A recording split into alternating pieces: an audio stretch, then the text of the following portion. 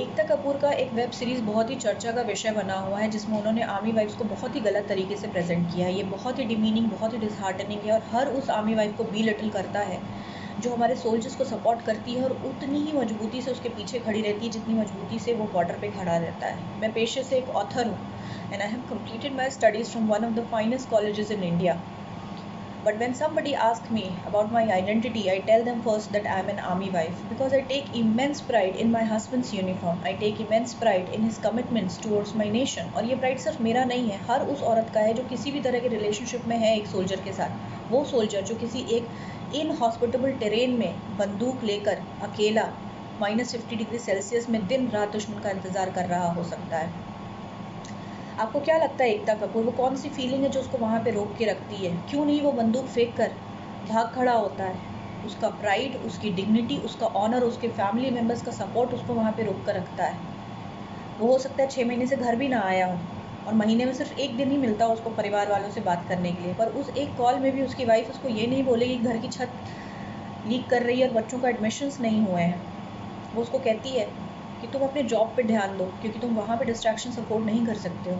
यहाँ पे मैं सब कुछ संभाल लूँगी, सब कुछ ठीक है, मैं हूँ ना।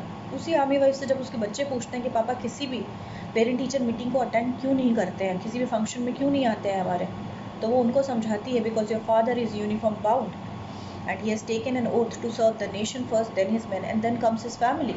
तुम हमेशा थर्ड प्लेस पे रहोगे और बच्चे भी ये बात समझते हैं।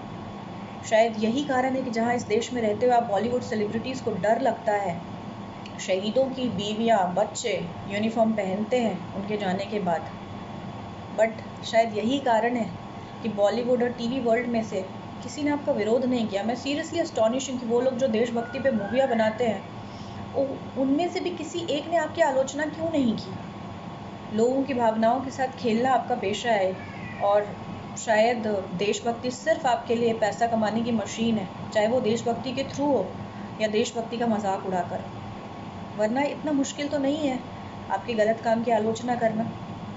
आप ही लोग जब सेंसर बोर्ड की बात करते हैं कि कैसे सेंसर बोर्ड ने फ्रीडम ऑफ एक्सप्रेशन, आपकी फ्रीडम ऑफ क्रिएटिविटी पर अटैक किया है, तो आपको पता है एकता कपूर वो फ्रीडम कहाँ से आती है? वो फ्रीडम आपको हमारे हस्बैंड देते हैं अपना खून बहाकर। आपको आर्मी वाइफ्स के बारे में जानना है, मैं बताती हूँ आपको आर्मी वाइफ्स के बारे में। ज़्यादा टाइम नहीं हुआ है, सिर्फ 1 महीना हुआ है हंदवारा अटैक को। 2 मई को 21 RR के 5 सिपाही शहीद हो गए थे, उसमें उनके कमांडिंग ऑफिसर भी थे।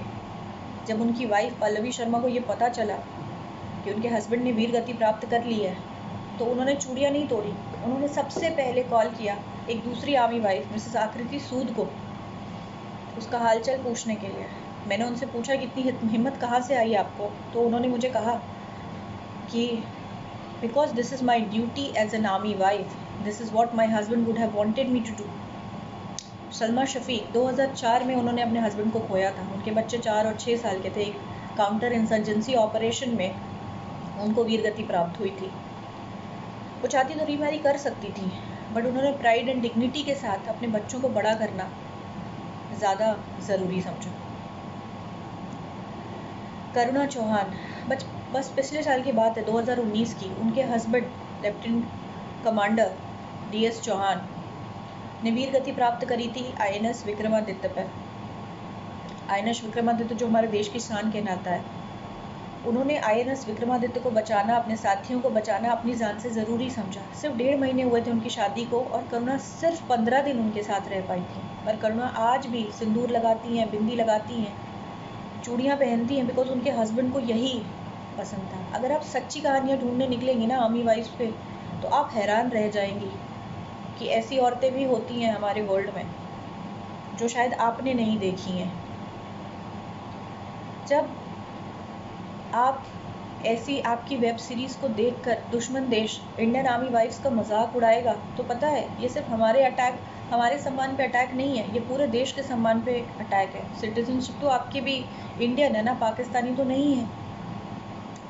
अगर पैसों के बल पे आप ये चीज़ें कर रही हैं, तो वो पैसा भी तो आपको देशवासियों ने दिया है ना, पर आपको किसी का मजाक उड़ाना, हमारे सम्मान के साथ खेलने का अधिकार तो नहीं दिया देशवासियों ने। मैं सरकार से भी पूछना चाहती हूँ, कहना चाहती हूँ कि आप क्यों नहीं कोई कानून लाते हैं हमारे सम्मान की रक्षा के लिए। हम आप देश के सम्मान में अपना सब कुछ गंवा देते हैं, जब जिसको दिल आता है कुछ भी कह देता है, जब जिसको दिल आता है कुछ भी लिख देता है। क्या आप एक कानून नहीं ला सकते जो हमारे सम्मान की रक्षा करे? और मैं अब देशवासियों से भी पूछना चाहती हूँ कि पद्मावती के लिए पूरा देश खड़ा हो गया था, क्या हमारा सम्मान आपके लिए मायने नहीं रखता है? क्या इतने कमज़ोर हैं हम?